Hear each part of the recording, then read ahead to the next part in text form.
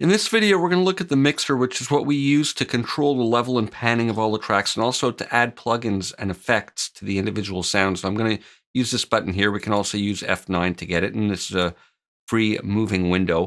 And we see here the different tracks, and if I play my little playlist here, we'll see the first 9 or so jumping. Now that's fine, but they're all named insert 1, insert 2, etc. Those names aren't particularly meaningful to me. What I want to do is have the names of the instruments in the channel rack. So what I can do is click here to open up the channel settings and click on this auto assign button, and that'll bring it over there. We see the 707 kick. So I'm going to quickly go and do this. And when we're in this field, this is where we assign which track in the mixer we want the sound routed to. So this will just take a moment with this auto assign button. And let's close that one up. And then 7. I'm not going to be using 7, so I'll leave that one. And then we have this, which is our bass sound. And finally, this one. They're all assigned. So what I want to do in the mixer here, let me close this, we don't need this anymore, is control the level with these faders and control the panning with these knobs. Now this is separate from the offsets that we set here. So let's just start by setting a relative balance. So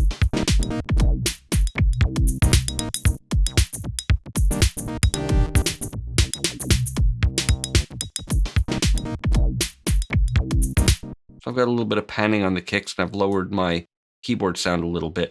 Now we have another panel over here where we have the master track where everything arrives at. And we have this track inspector panel here, which shows the properties and effects for the selected track. Now here we have 3-band equalizer, and we have audio inputs that we can set over there based on the audio interface that we're using, and audio outputs for routing. But the really interesting part are these slots where we can call up different effects and process the sounds.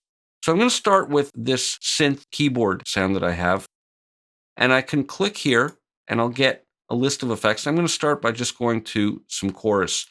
So now this opens up a panel here. Let me close it and I'll just show you another way of opening it. We can just right click there, or when we have something loaded in here, you'll see that this little toggle switch turns orange. We can right click that, and that'll also open up the plugin controls. And this, when we left click, it acts as a bypass to bypass all of the effects in here. So let's listen to what this sounds like. All right, that sounds nice. So I can open this up and I can tweak the parameters here, or I can click over here and choose the presets that ship with this particular effect and change them, try some different ones.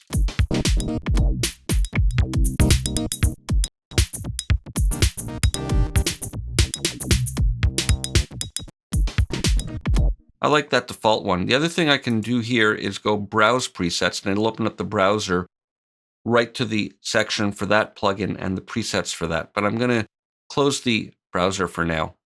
So that's one effect that's nice that we can use. And we can use this green button here to turn on or off the individual effects. And this acts as a kind of wet, dry control. So we can have less of the effect or more of it.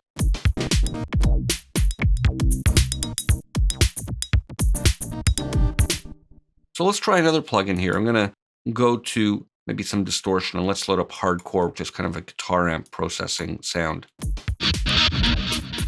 right, so that's much too much. I just want a little bit of it.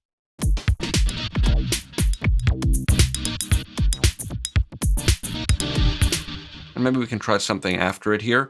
I'm going to go to a phaser.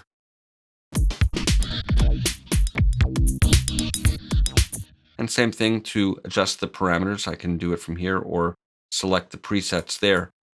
And from here, I can get different controls within the plugin. I'm going to try one more. Let's go to maybe a little bit of a delay.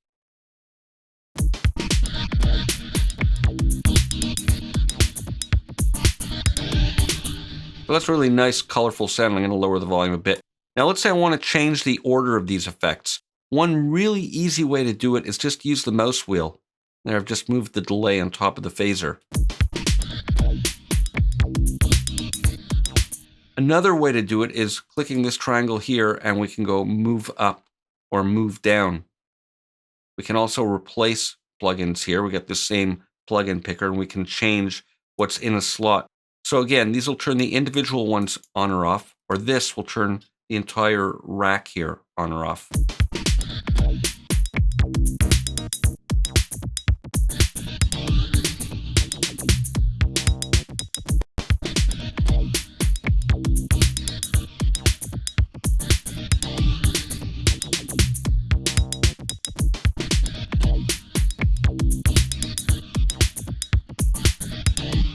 So there I've got a nice sound. Now, another thing we can do is put a plug-in on, I'm just closing up these windows that were open in the background, on the master track over here. So we can select by simply clicking over here.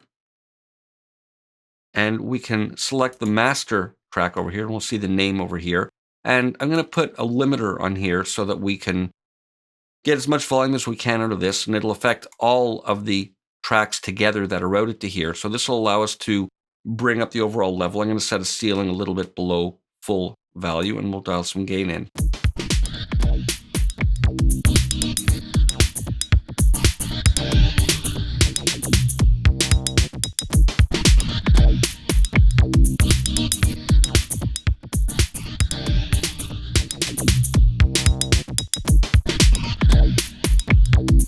So that's a quick little introduction to the mixer, and we'll continue with more in the next video.